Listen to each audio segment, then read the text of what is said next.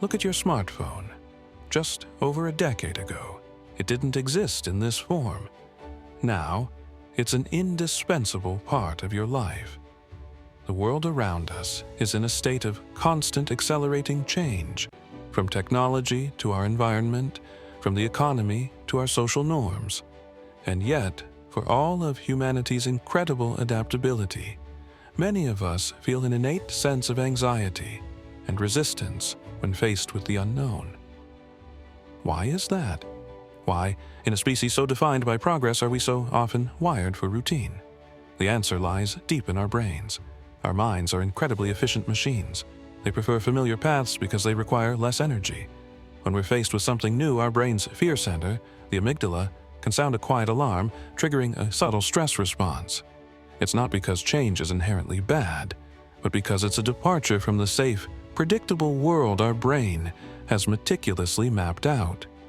We are, on a fundamental level, creatures of habit, and for the majority of human history, the preference for stability was a survival advantage.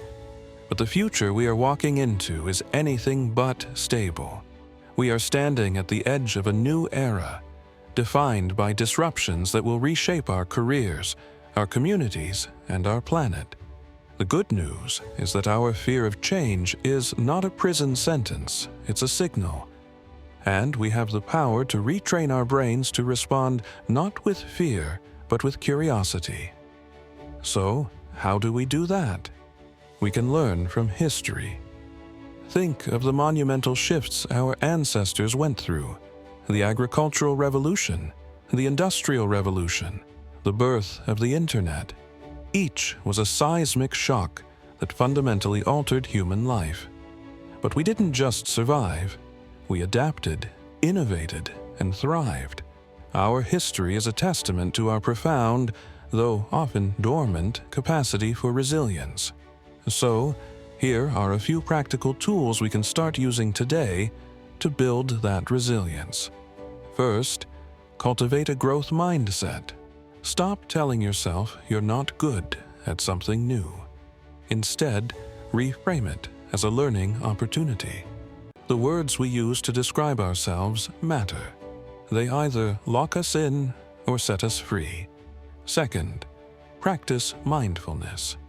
In a world of chaos, the ability to be present and observe your thoughts without judgment is a superpower. It helps you recognize that sense of fear or resistance as just a thought, not an absolute truth. It gives you the space to choose your reaction. Finally, embrace intentional small changes. You don't have to overhaul your entire life at once. Start with something small. Take a new route to work. Learn one new skill each month. By deliberately stepping out of your comfort zone in a low-stakes way, you're essentially doing reps for your brain.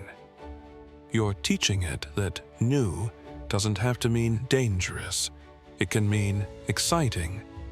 The future is not something that happens to us. It's something we build. The challenges we face, from climate change to automation, will require new ways of thinking and new ways of being. But we have everything we need within us to meet those challenges head-on.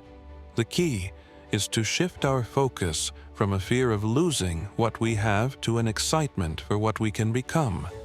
To move from resisting change to mastering the psychology of it.